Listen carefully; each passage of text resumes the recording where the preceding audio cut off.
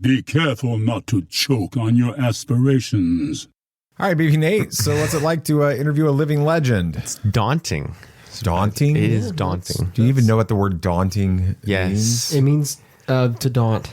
No, imposing, intimidating, a lot to take on. Sam, have you ever interviewed a living legend? No. Nathan, how many have you interviewed in your career with Tattooing Sons of Pop Culture? Well, Sammy podcast? interviewed Steven Stanton. Yeah, he's one of them. A part of the interview. But individually, one-on-one, interviewing a living legend. How many living legends have you interviewed? I'm trying to think. At least two. At least two. I can think of two for sure. So Mark Waid, which we're going to have in this episode, and Michael Uslan. Yes. Well, the father of the modern superhero movie. Yeah. With that. And I've interviewed some living legends. Yeah. a couple, but one specifically is the Academy Award-winning editor of the original Star Wars movie, Paul Hirsch. Sam, how many have you interviewed? Fat Zero. But who's going to make more money in their career coming out of college? Hopefully me. All right, we'll continue this conversation. Wow. It's time for it's here. The final episode. The finale. The finale of our Kingdom Come series is finally, that's There what I you was go. thinking, here as BB Nate interviews Mark Waid. That's up next. This is Tatooine Sons. We are the Reverend and the Reprobate, just two best buds interviewing people we have no business talking to. I'm Lucas Pinkard. I'm Dan Gibson. These aren't tears on my face. Every Thursday, we interview somebody else from our favorite fandoms and yours. You can check those interviews out on the Christian Nerd HQ Network. You can find us on YouTube at RevRep Podcast at ReverendRep.com. And if you can't remember our name, just go to BaconOffice.com. It's way easier to find new episodes every Thursday. Thank you guys for supporting Christian Nerd HQ, and check out The Reverend and the Reprobate. It's true. All of it. What is the name of the porg on the Millennium Falcon? Force is strong in my family. What do you think his name is? It's a big moment. I am a Jedi, like my father before me. Maybe Turbis? Do or do not. There is no try. Turbis? Pablo, if you're listening to this live stream, that porg's name is now Turbis. It's a good Star Wars name. We're not done yet. These guys recorded an awesome podcast called Tatooine Sons. Everybody was Pilote. Right. Absolutely. The French. episode is the finale. The finale. The finale. Yeah. And they both mean the same, like beginning and end. Right. In exactly. French. Yeah. So welcome to Tatooine Sons. Hey, here we'll do this in a second. I got to explain what we were just talking about there. So a decade ago, we actually spent like more than that. No, it wasn't. It's a decade ago, 2014. So 9 years ago, really. We lived in an RV and toured around the country for the nonprofit that I was helping to lead. And we spent a lot of time watching Netflix and series on Netflix. And these two knuckleheads were watching it, and they kept asking why the first episode in these series was all called the pilot. And I said, that's not what it means, what it says. I said, it's a French word. And it's pronounced pilote. And they're like, oh. And you're like, it's French for beginning. It's French for beginning.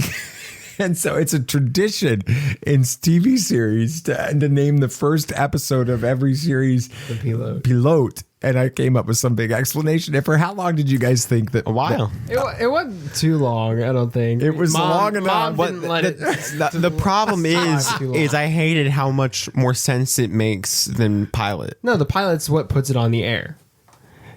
Kind of, but just pilote works. Like a pilot puts a plane in the air? Right. Is that? You never heard that? I never heard yeah, that. the pilot puts it I on feel the like air. I feel like you're piloting me right now. So that term, we start using that now whenever like we're like trying to pull the wool over somebody's eyes, or like, are you piloting me right now? But you said finally instead of finale, so that's where I was getting at. I didn't even open this episode with the right phrase. We normally open the first part with this is Tatooine Sons, the only fan podcast named a canon Star Wars creature, and to be endorsed by the writer-director of The Last Jedi, Ryan Johnson. You're having some trouble. It's a good thing Nathan's doing the interview. I'm all off right now. It has been a long day. No. But we have to get this episode out because tomorrow, at the time when you're listening to this already day, out. it's the day that the next storyline. I think it's called Kingdom Heir. I feel like The next, like an heir to the throne. right. Okay. Right. it's the next stories in the Kingdom Come series are Kind coming of. out. Yeah, as you heard from Mark Waid, You will hear. You will hear. Yeah, we're this is will before hear. the interview. You will on, hear Nathan. this. We talk about This is the some pilote, things not the finally. about the it's either Heir to the Kingdom or Kingdom Heir series. He's very excited about it. You'll hear about that. But there's some big things that will be happening with the series, and I don't know if you're really expecting when this series takes place in the Kingdom Come timeline. So nice. That's like this is why he gets to interview living legends. Right. Do you see how he set that tease up? That was good. Because I know exactly what he's talking about. Because don't. when it was done, you haven't even listened to it yet. You haven't had the conversations with him. And he was telling me what happened, and I'm like, wow, I was know. surprised by that. I'm very excited. It's going to be it's really good. Coming into it, BB Nate, before we get to the actual interview, all right, it's the morning of. Go put yourself back in time. Oh no, it's not that difficult. All right, it's the morning of your interview with Mark Waid, the writer of Kingdom Come. One of only 2 comic book series that has been continuously in print for decades. Ever since it's been released. This and Watchmen, right? And you're getting ready to interview him. He's currently writing, what's the other series? Superman Last Days of Lex Luthor, Which you're loving. which I'm loving, and he's loving writing it too. There's some awesome stuff that he talks about. He talks about the origin of that. Honestly, one of the most interesting parts of the conversation we had it's great. It's that morning. You're getting ready. You're thinking about you're getting your shower. You're eating breakfast. You're trying to get some schoolwork done, and it's time. It's like getting closer and closer to interviewing Mark Waid. What's going through your head? I'm freaked out because that day I was that entire week. Mom was babysitting. Your nephew, my nephew, down in She Fort was out of Lauderdale. town, She was yeah. out of town, so I was having to take on the responsibilities that she left because Sammy's busy with college and you're busy with work. So I was having to take that on and on top of school. So it was already a stressful week. But we get to Wednesday, the day of the interview, and that morning I wake up, I take the dog for a walk. I'm like just trying to stay calm, make sure I get everything done, and then I realize today's shopping day. I got to go shopping at some point, and it's also I have worship tonight at my church, which it means I got to do be the there at sound for it, 3:50. yeah. So I got to do sound for that, and so I got to be there early, and so I'm trying to figure out how to fit all this stuff. So I get the dog home, I eat breakfast, I get a shower, I drive to Walmart, I get what I can there, and I get back and I get prepped for the interview, and then I do the interview. But that entire time before then, I'm just like so nervous, and I'm just trying to find ways to keep myself busy. And then when I sit down in the chair getting ready for the interview, I'm like, oh, we're here. It came a lot faster than I expected, but I just went into it, and it went way better than I was expecting. But it was great. It's an awesome interview. I can't wait for you guys to hear BB Nate talking comic books with literally a living legend. I know we joked about that because Sam's never interviewed one. But maybe we can find one, maybe RDJ. I was exactly what I was going That's what I was to thinking too, but I was like, yeah, no way. Robert Downey Jr. There we go. No, it's a really, really good interview. I can't wait for you guys to hear this finally. the finale of our series on Kingdom Come, and so many of you guys have talked about how much you've enjoyed this series, and it's a big diversion for us. The style of the series, as well as the content. It's great for me though. I love talking about comics for a few weeks. But without any further ado, here is BB Nate's conversation with the author of the Kingdom Come series, Mark Waid. As we all know, one of the standout elements of the Kingdom Come comic series is its exploration of generational conflict among superheroes. So what kind of motivated you to delve into this theme, and how do you think it resonates with readers so much? Two-part question. Okay, so first part is, that's all Alex, man. I mean, the basic concept, it's many years later, the main heroes have retired, younger heroes have come to take their place, the world is falling apart.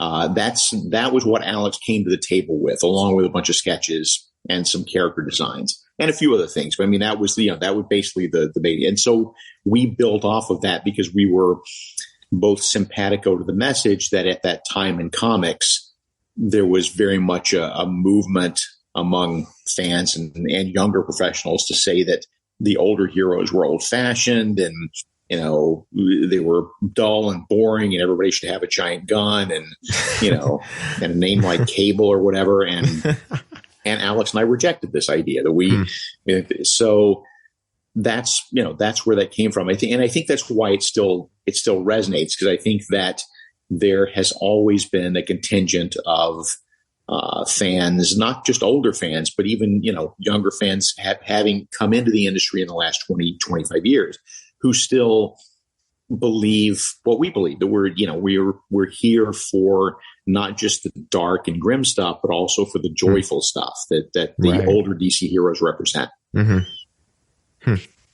Yeah, that's very true. And that's what I loved about Kingdom Come, kind of detailing the more joyful parts of these older superheroes that we've come to know from the 60s and the 70s era of the comics. And we did get, some darker stuff with those classic superheroes, especially Batman in the 80s, but it's still always had a hopeful tinge to it. Besides, like Punisher and Cable was just dark. That's just all it was back in the 90s. And so it's really awesome to see that it was tying that in. But as you were saying, Alex Ross, an absolute master at his craft, and the Kingdom Come's often praised for its stunning realism and detail in its artwork. So how did your collaboration with Alex Ross come about, and what was it like working with him on the project? It came about because the DC editors brought us together. He was looking for, obviously, someone who knew the DC universe, and with all due respect, you're not going to get more knowledgeable than I am about the DC universe. Right. And so we got together, and it was at that time it was Archie Goodwin, who was the editor at that time overseeing it, and then Dan Rassler, his assistant, who ended up overseeing the whole project at some point. And Alex and me, and we went to a restaurant. We talked about, Alex sort of laid out his vision for the story, and it sounded interesting to me, but it wasn't landing for me. I couldn't quite find because I'm always looking for my way in. Like, what connection do I have to the story? What personal connection do I have? What do I think I can bring to it? And as we were sitting there, he was talking about sort of, the wrap up and how Superman and Wonder Woman and Batman are really the only main survivors. The image of Superman putting his Clark Kent glasses back on for the first time just popped into my head. And at that moment, I thought, okay, I think this is something I can work with. So that's how it came about. And as I say, from there, Alex had the basic concept and a lot of character sketches and ideas. And so I just went to his place in, outside of Chicago, spent the weekend, and we just knocked around the basic framework of the story until we had something that was a good solid framework. And at that point, then it was just up to me to start scripting and send, and he would then send in his, his thumbnail breakdowns, and we would go over those and discuss. And I mean, discuss sounds like I'm an editor, but it wasn't that at all. I mean, basically it was just, Alex, hey, you're an artist, do whatever you want to do. And every once in a while I might have a suggestion here or there, but I can't think of anything specific, because it was really just a matter of the joy of just seeing the pages come across, at that time, my fax machine. Yeah, the art's always been beautiful, and one of the characters that really stands out is Superman. Every time he's on the page, just absolutely amazing, and he plays a very central role in Kingdom Come. So how did you approach writing Superman in a way that respects his iconic status, that classic hopeful character, and adds depth to his character for this new universe that he was in? I think the depth comes from us having to break away, Alex and me both, from our vision, our main vision of Superman, which is to say that Alex and I both have a difficult time accepting him as a character who has surrendered, as a character who has given up, as a character who has turned his back on his mission. But that the story required that. So then it became the long question and the long discussion process of, okay, why would that be? What could possibly cause that? And ultimately we came up with the idea that the only thing that could make Superman turn away is for the people of Metropolis, and then by extension the people of Earth, just saying to him, we don't need you anymore. And so he goes off. I think that gave him his depth in the story. I think that if he had just been the classic Superman that we know without having sunk into that, I don't say depression, but that sort of, that state of mind of, okay, well, you don't need me anymore. I guess I'll just stick around, but I'll be up here in my fortress, is what gave him his depth. Yeah, it's difficult to see such a hopeful, joyful character be put into such a difficult, dark place in this series, but it's such a compelling character throughout the entire his arc is just fantastic. And another thing that really stood out to me in this series was the surprising religious and spiritual themes that are just present throughout the entire series. How did you integrate these elements into the story, and what message were you hoping to convey, and how did that come about? Again, all Alex. I mean, the minister is his dad. I mean, I think this is pretty common knowledge, but the minister is his father. He looks like Norman McKay. He is a minister in real life. And so that inspired Alex to sort of do something that was a tribute to his dad.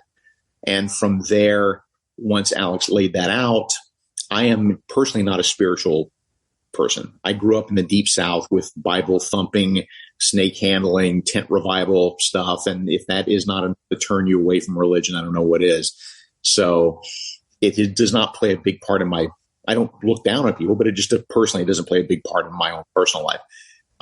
That said, I remember distinctly when I was a teenager, I read some young adult fiction, some book, and I cannot remember the name of it to save my life, about the rapture and about the consequences of the rapture and what a post-rapture world, and it terrified me. It was just the way it was written, the concept, of the rapture, just the way the story was written freaked me out when I was a kid. And so I've always been interested in that final book of the Bible, and always interested in sort of studying the pieces. And so I was able to bring that to the table. I realized that, with the basic connection, we had something we could play off of in a very religious sense. We could tie those elements together. Mm-hmm. Right. It's a way to make the story even more compelling throughout it. It adds a sense of humanity even more, with Norman McKay being kind of the lens that you see all of this story through. Just adds some connection that you can have with this series, and in a world that we'd never experienced before. And it's such an amazing story. But another character, kind of the antagonist, if you could say there really is one of this series, is Magog. And he was a significant addition to this story. So what kind of inspired his creation, and what do you think he represents in the context of Kingdom Come? The inspiration comes from Image Comics. I mean, it really just comes from, always gun-toting, ridiculously over-armored characters. So that was the challenge, to Alex, hey, go run with this. The name Magog, obviously from Gog and Magog, comes from, again, the book of Revelation. Mm-hmm. And obviously what he represents is he's the perfect culmination, the perfect amalgam of all of these young heroes and their attitudes and their sort of laissez-faire attitude towards life and hope and heroism. Their idea of heroism being, let's kill anybody who is a bad guy, who we think is a bad guy. And again, we also knew that would be the one thing that can make Superman turn away is not just the metropolis turning its back on people, but also their acceptance and their revere, their reverence for a hero, quote unquote, who murders. And that just turns Superman's stomach. Yeah, it was such an interesting character and added so many just amazing conversations, mainly between Superman and Magog, were just fantastic throughout the entire series. But the story's ending is both, poignant and it's up to interpretation. Just anybody that's reading it can interpret it. But if you can you share your thoughts on the resolution of Kingdom Come and what you wanted readers to take away from it? Sure. Now we're talking before the epilogue or after the epilogue? Oh, after the epilogue. Let's the go epilogue. Then it was all about trying to infuse some hope back into this world. The idea that Superman and Wonder Woman have a child that will be trained by Batman is, the idea that, okay, they're, the older heroes have also, they've done they basically lived their last case. They've done their last big heroic act in the pages of Kingdom Come. And now this is their chance to pass the baton on to another generation that will not be Magog, will not be, all these other kids who think they're heroes but are not. Yeah, it's such an interesting ending to see the Trinity back together, kind of just connected again. They were disconnected throughout the entire series, and now they finally are one with another. And then the world just everything. I mean, this goes back to Alex Ross's art and the epilogue. The art just seems more colorful, like there's life back in it again because they are working with one another and the world is fine again. So and placing it in Krypton, helps that because it's all about the joy. Again, Planet Krypton, the restaurant, is nothing but a celebration of, at that time, 60 years of DC history and all the joy and all the color and all the brightness that comes with that. So that's the perfect place for that epilogue. So, and I think that the placing of it in Kingdom Come or placing of it in Planet Krypton is what helps underscore everything you just said, that it's a matter of, okay, we've turned the page and now we're re-embracing a more classic, more colorful, more hopeful, more exciting, more heroic DC universe. And Kingdom Come was one of the first comics I ever read back when I was 12 years old. That was a lot back then, but I always, even if I just moved on from reading that afterwards, loved the series. But the one part that stuck with me was that epilogue. Just continued to remind me of the hopeful superheroes that I've come to love, even in current comics nowadays, where it's kind of a mix of those dark characters and that hopeful. I always still look for the ones that just bring hope into the world. And of course, over the years, Kingdom Come has had such an impact on the comic book industry. I mean, from the comic books themselves to the movies to everything, it's just Kingdom Come was this jumping off point for what we know as comic books now. And so how do you feel as the writer? How do you feel about that lasting impact, and how does it really, why do you think it resonates with readers so much? I wish I understood why it resonates with readers. And it just, again, at the, sorry, like we talked about at the top of the interview, I think it resonates in the sense that readers, even incoming readers, understand that there is a place for more classic heroes among the darker heroes. Obviously Alex and I had no idea it would have this sort of impact back in the day. Most people who do stuff like this have no idea. And it is, so much of it is Alex's art. Again, if this had been the same exact story, but drawn by some, B-level artist, no one would be talking about it today. So, but I'm I'm pleased in the general sense by the fact that, it still holds a place, that it still is something that people hold up as something that they consider a classic, which is very flattering. The one place I sort of, roll my eyes a little bit is when storytellers sometimes look at it as a destination, as like, well, let's move the DC universe a little closer to that direction, or let's have stuff happen now that will presage Kingdom Come. And I'm like, no. That's the exact point I didn't want to make. Right. Kingdom Come it's a warning. It's not a recipe. Yes. So, but fortunately, we seem to have gotten away from that in the last few years. But there was a period in the early 2000s where there seemed to be a lot of people saying, let's head that way. That's definitely the exact opposite of what you were meaning when you created the series. But are there any specific moments or scenes in Kingdom Come that hold a special place in your heart as being a writer of it? There's a couple. I think that the final scene between Superman and Batman, where Superman says something to the effect of, "If you scrape everything else away from Batman, you're left with somebody who doesn't want to see anybody else die." Really helped me. I mean, I've known Batman and I've understood Batman since I was 6, but still that helped me get a more refined look at Batman. And that has certainly defined my concept of Batman going forward. There's also there's a brief sequence in the series. It's 1 page long. And, I don't think it is even particularly memorable, but it is memorable to me. There's a Deadman scene where Deadman shows up for a page. I think I don't remember whether it was Alex or me who said, we really want Deadman in the story. But the idea that he has one line of dialogue that sticks with me. Like, I was just writing Deadman. I know the character.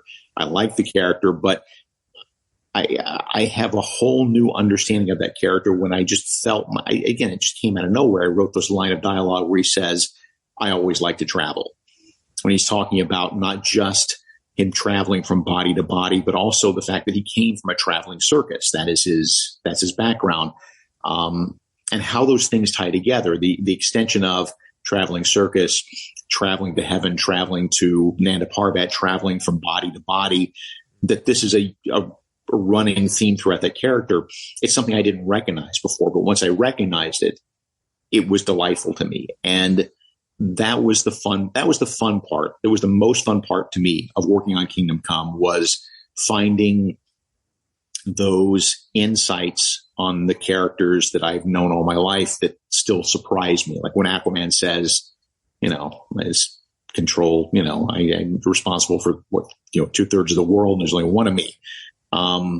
That again, that's not something I thought about before I wrote Kingdom Come, but now it makes perfect sense to me. And that informs my understanding of Aquaman going forward.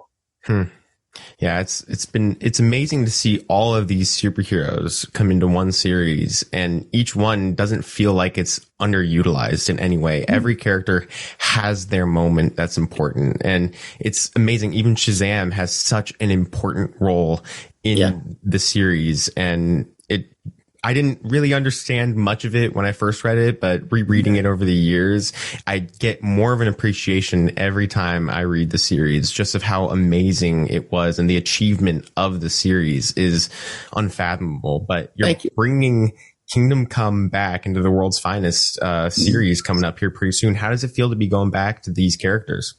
It's daunting, but it is going back to these characters, but not in that version per se. I mean, what I've tried to make clear in the publicity is that it is not a sequel to Kingdom Come.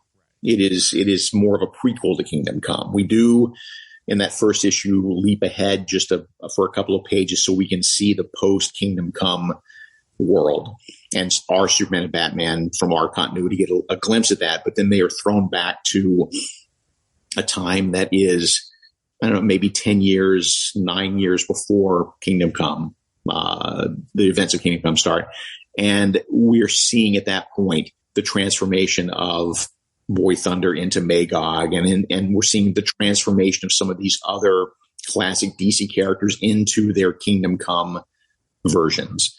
and getting some background. So, in other words, just giving you information about the world that you didn't know before, but developmental information and background information about the world that you didn't know before.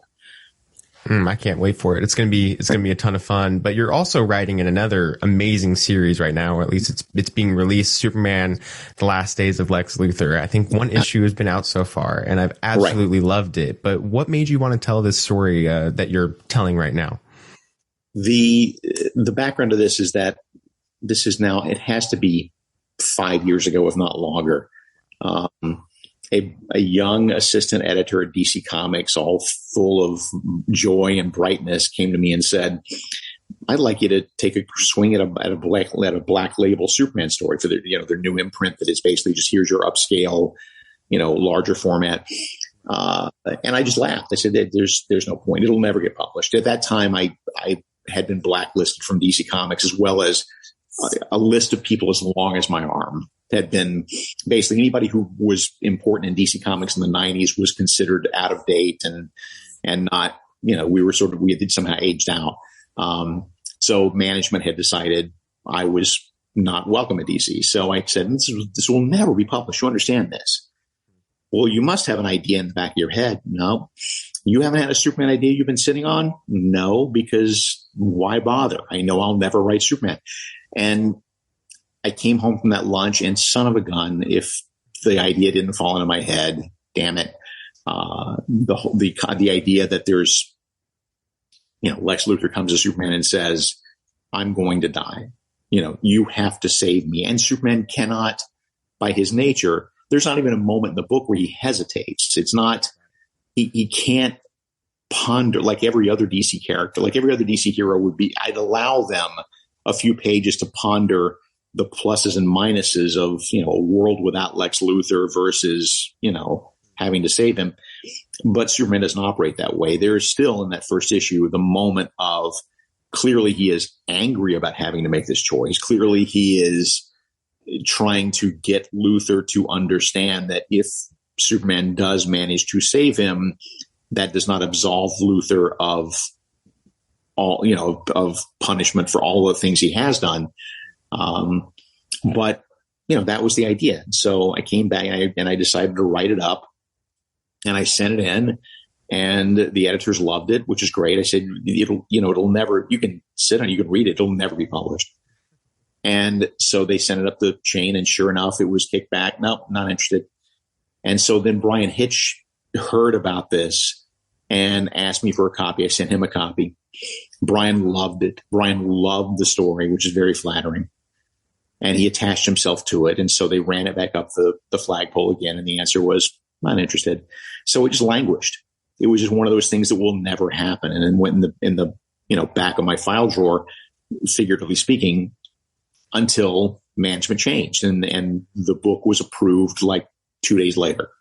And so by that time I had not written a script, obviously. But I sat down and knuckled down and started scripting, and it just all fell in. It just felt so natural. It just felt like in a sense, the most difficult and yet the most easy thing I've ever written. Because it just flowed. I mean, I know these characters like I know my own family. And so it made perfect sense to me. And overall, I think what you'll see in the 3 issues is basically why I love Superman.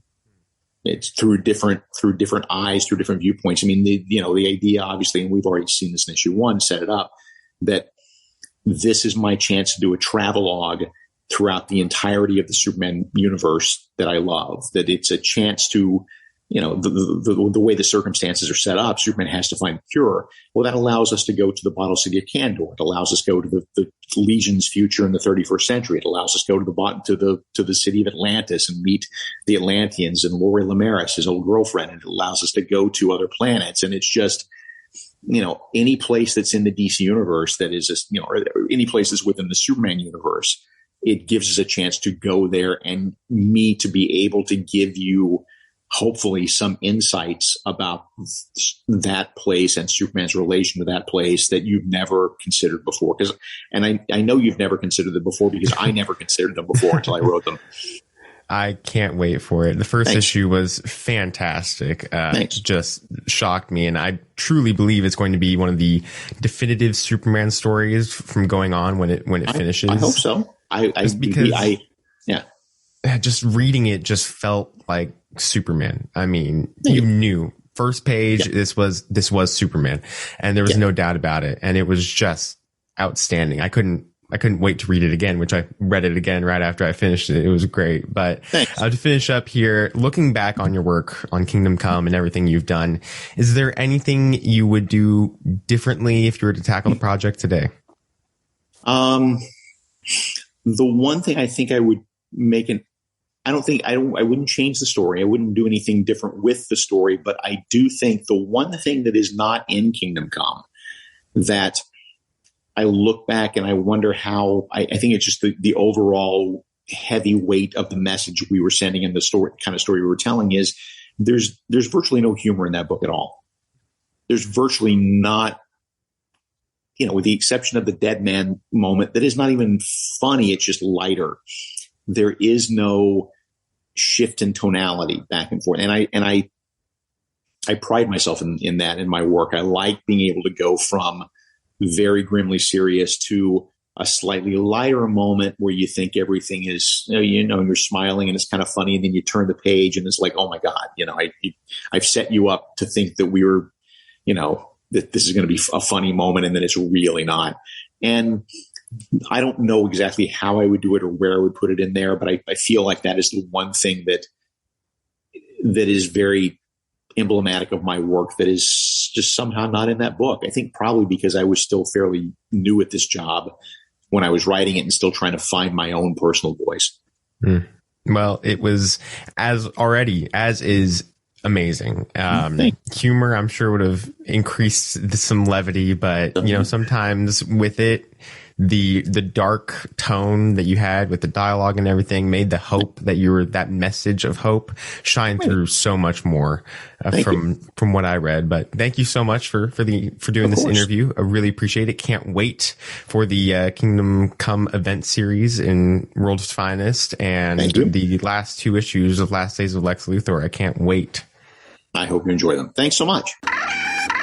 All right, I don't think there's going to be a dad moment in this episode. Yeah, probably not. If I were to write a dad moment, I am your father. You don't have to write it out, but what would be the topic of the dad moment from your conversation with Mark? I'm trying to go through everything that we talk about because I think I had I had some notes for this interview of questions I wanted to ask and everything. I think it came out to about 11 questions, and I added 2 more onto that just to fill up. So there's a lot that we went over. So I'm trying to figure out everything that just went into it, and I really feel like it goes mostly back to his conversation about the origin of Last Days of Lex Luthor and that series, mainly because he was asked, by that editor of wanting to do a Superman series for the new Black Label line, and he just said that's never going to happen, and then went home and, as you heard, it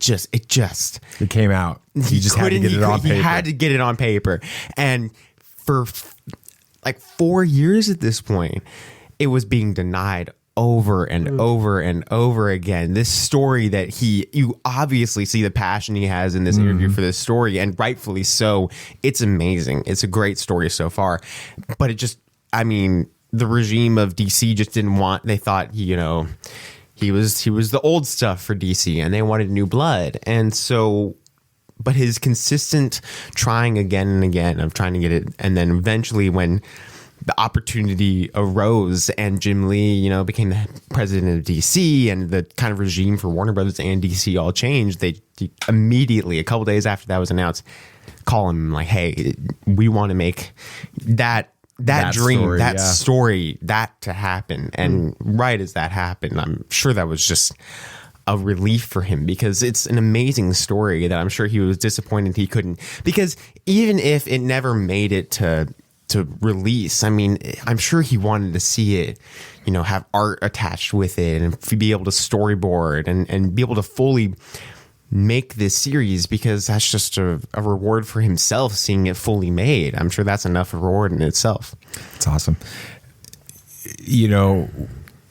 Sam, I know that you haven't had a chance to hear the interview or anything like that with it yet, but for you as a big brother, okay, for you to look at your little brother, right? And you guys are best friends. I think I think everybody listening to the show kind of picks up on that. But for you to think that your little brother, who's 18 years old, right? Not even graduated from high school yet, has interviewed people like Brandon Proctor and who, the sound editor for the Wakanda Forever and Black Panther and what?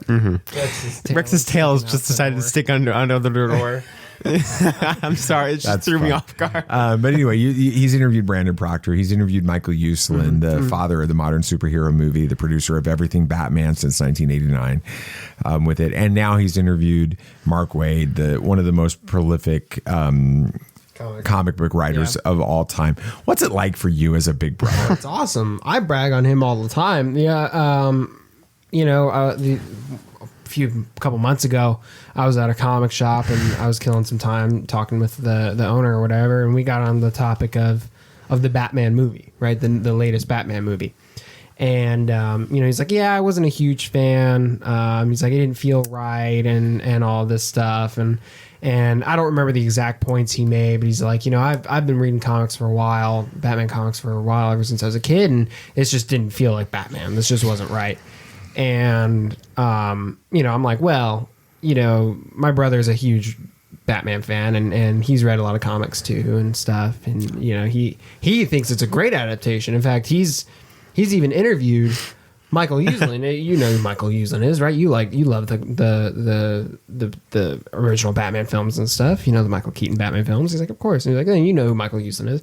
Well, Michael Uslan says that Nathan, my brother, knows his Batman stuff. So I think he knows what he's talking about when it comes to the Batman, stuff like that. So I brag on him all the time. I was telling friends at school that you were interviewing Mark Waid. I told Tristan and he thought it was the coolest thing ever. So yeah, I think it's incredible. It's just so cool to see him be able to have these experiences in a field, in a world that he loves. I mean, there's no denying that you and I, Dad, we love movies. We love comics. Absolutely. We love all this stuff, but it's just never going to equate to the way that it impacts Nathan and the way Nathan understands it and interacts with that world. So being able to see him really have some amazing experiences that most people, even in our world, will never get. It's really cool for me. I love it. I love seeing that for him. When we finished the interview that Wednesday morning, you and I left and had to go to Sam's and pick up Sam's order. Grab some lunch because it's cheap. It's so Sam's. nice. It's so cheap. I missed the Sam's pizza. I haven't had that in a while. Anyway, on the way, I asked you, like, if there was one other person in the comic book world that you could interview, who would it be? Alex Ross. And it's a pretty easy answer. Yeah, I knew exactly. It is. Yep. Easily. Scott Snyder being the author of The Court of Owls, the New 52 run for Batman. Okay.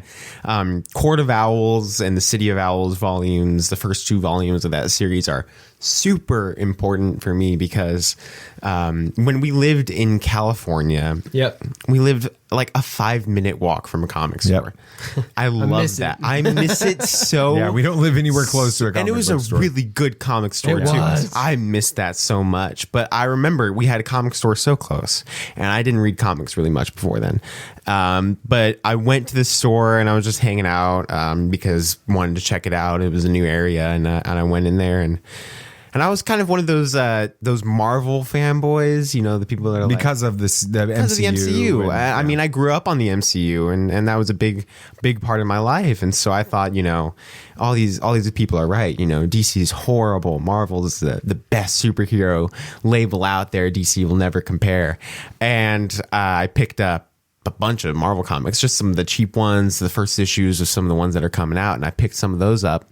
And I remember it was like the Rocket and Guardians of the Galaxy and Spider-Man and I think maybe an Avengers comic and all that stuff. And I picked those up and I read them and I was just like, I don't know. I mean, they were fine, and I read a couple more issues after, and it was just like, it was okay. But then a few weeks later, I was like, I don't know. I'll give one of these DC series a try because I like Batman. He looks cool. That's the entire reason I liked Batman. I thought he looked cool.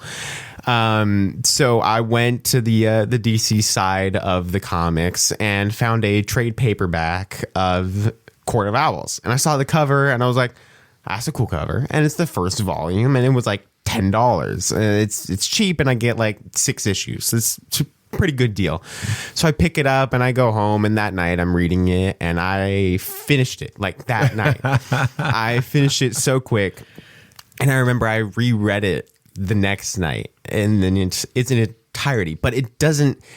That storyline doesn't end. It's in not the Court of Owls. It ends on a huge cliffhanger. Yeah. And so I went back to the store after doing some research of like what the next volume is, and I just found out it was The City of Owls, Volume 2. So I picked that up and I read it, and I'm like, okay, DC wipes the floor with Marvel when it comes to comics. So I just started reading, and that was right before the Dark Knight's Metal event series started, which is also Scott Snyder, and it just seems so wild. I mean, you have a Joker dragon with Batman and we gladiator talked about this armor. about 3 years ago on the show when Nathan was explaining comic books to Nate, Sam, and I as part of the segment. Insane! It's an insane series, and I kept seeing promotional stuff for it, and I'm like, okay, I gotta pick this up. So I picked up the eventually I picked up the hardcover and at a library because I was just too late on getting into the series, but I picked up some single issues of some side stuff, and I read the entire series, and I'm like, that was just wild.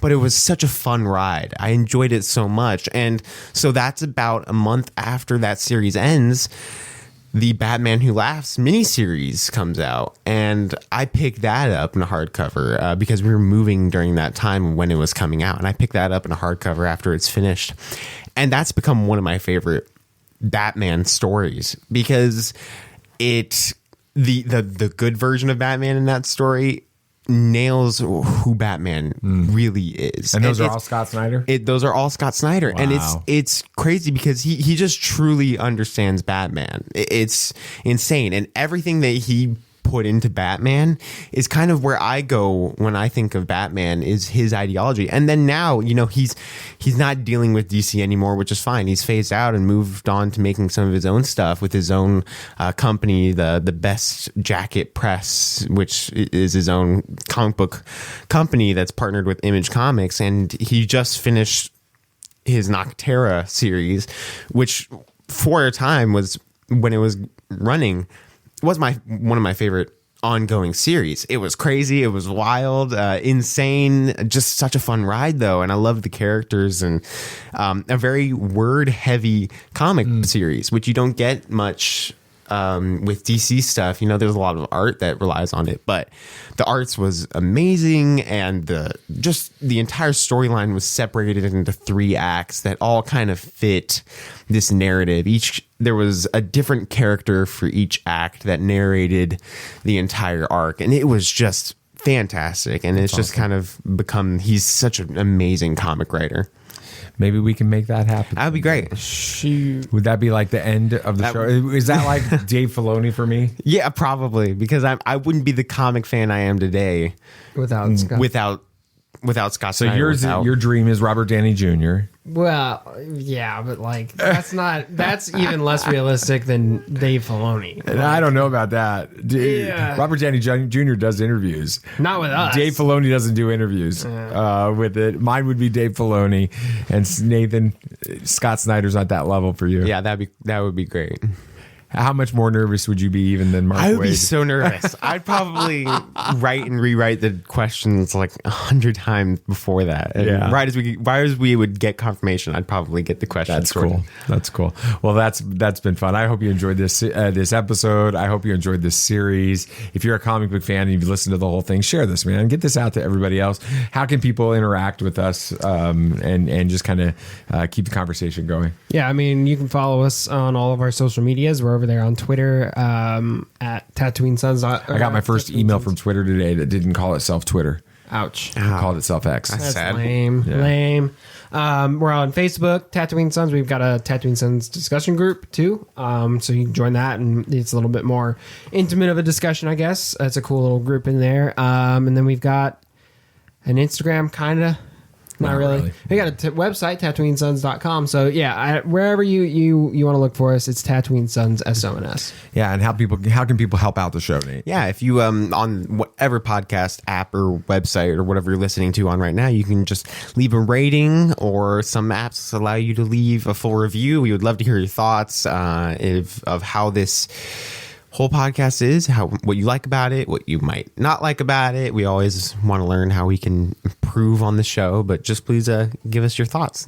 That's right. Yeah, and next week we pick back up on the remaining half, basically, of the Ahsoka series that we've been doing. We ever figure out what series we're doing after Ahsoka? Well, first we got to finish Ahsoka, right? And this is where we dive in. Now, we've touched on elements within the TV series.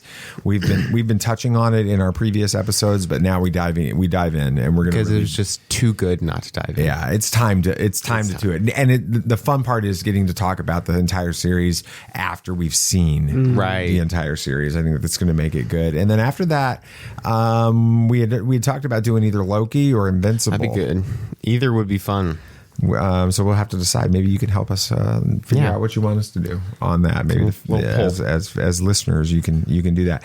I think that's going to cut it for this week. Anything else you guys want to say? May the Force be with you. May the Force be with you. May the Force be with you always. This party's over. I like that Wookiee. Don't get technical with me. Joy, please. Yep, yep.